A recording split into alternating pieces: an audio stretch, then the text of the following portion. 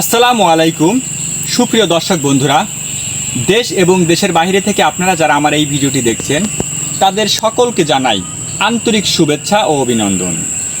দর্শক বন্ধুরা, আজকে আমি আপনাদেরকে নিয়ে আসছি একটি পেঁপের বাগানে, যেখানে আমি কিছু পেঁপে চাষের উপরে গুরুত্বপূর্ণ কথা বলবো। আগামী দিনে যারা পেঁপে চাষ করে সফলতার মুখ দেখতে চান এবং আপনার প্রজেক্টটিকে লাভবান করতে চান, তাদেরকে অবশ্যই যে বিষয়গুলো জানতে হবে পেঁপের প্রজেক্টে নামার আগে, সেই বিষয়গুলো আমি একদম বাই সিরিয়াল আপনাদেরকে জানিয়ে দেব। আপনি যদি সেই সিরিয়ালটা ফলো না করেন বা কোনো একটা স্টেপে যদি আপনি ভুল করেন, তাহলে কিন্তু আপনার পেঁপের প্রজেক্টটি কিন্তু সম্পূর্ণ লস হয়ে যেতে পারে। তাই সম্পূর্ণ ভিডিওটি একদম না টেনে দেখার অনুরোধ রইল, যাতে করে আপনি বুঝতে পারেন এবং জানতে পারেন। আর ভিডিওটি যদি আপনাদের কোনো উপকারে লেগে থাকে, তাহলে অবশ্যই আমার ভিডিওটি শেয়ার করে দিবেন, সাবস্ক্রাইব করবেন অবশ্যই আমার চ্যানেলটিকে, যাতে করে আমার ভিডিও প্রতিনিয়ত যায়। আর আপনারা জানেন যে আমি রেগুলার কৃষি বিষয়ক ভিডিও প্রদান করে থাকি আপনাদের মাঝে। দর্শক বন্ধুরা, চলে আসি মূল টপিকসে। আপনি যদি পেঁপে চাষ করে লাভবান হতে চান এবং নতুন যারা উদ্যোক্তা আছে পেঁপে চাষ করতে চান, পেঁপে চাষে আসতে চান, তাদেরকে প্রথমে যে বিষয়টি লক্ষ্য রাখতে হবে যে পেঁপের জাত নির্বাচন। আপনি যদি পেঁপেটা যদি চাষ করতে চান সবজির জন্য, সেক্ষেত্রে আপনার কিছু জাত আছে। আর যদি মনে করেন যে না, আমি পাকায়া বিক্রি করব, সেক্ষেত্রে আপনার জাতগুলা একটু ভিন্ন। আর সবজির জন্য আপনার জাত যেমন গ্রিন লেডি, তাইওয়ান কিং আছে, তারপর শাহি জাতের কিছু চারা আছে। বাবু আপনি সবজির জন্য করতে পারেন।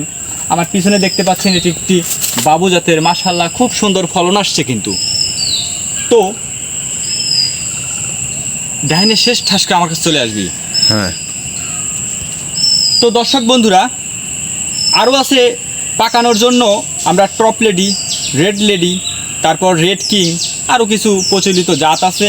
শাহি জাতগুলোও কিন্তু আমরা পাকানোর জন্য খুব ভালো। আর শাহি জাতটা কিন্তু বাংলাদেশে আবহাওয়ায় ভালো।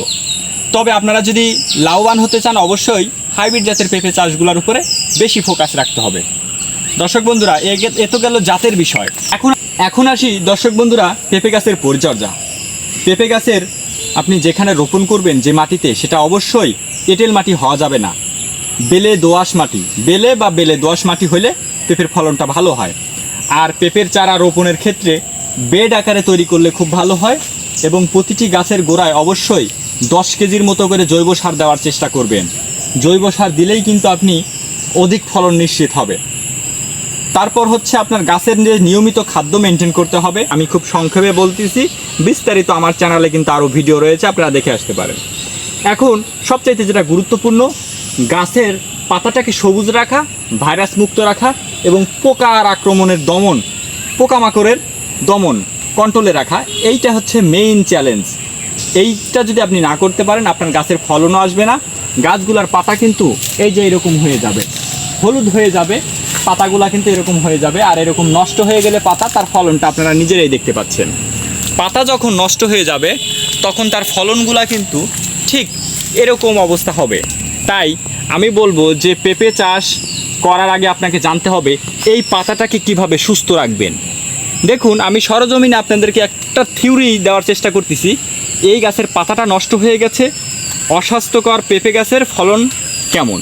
আর দেখুন এই যে গাছটা, এই গাছটার পাতা এখনও ভালো আছে, যার কারণে কিন্তু ফলন মাশাআল্লাহ। তো আপনাকে যেটা গুরুত্ব দিতে হবে সেটা হচ্ছে পাতাটাকে ভালো রাখতে হবে। পাতাটাকে ভালো রাখতে হলে আমাদের কিছু স্বনামধন্য ওষুধ আছে, যেটা পেঁপে গাছের উপরে খুব ভালো কাজ করে।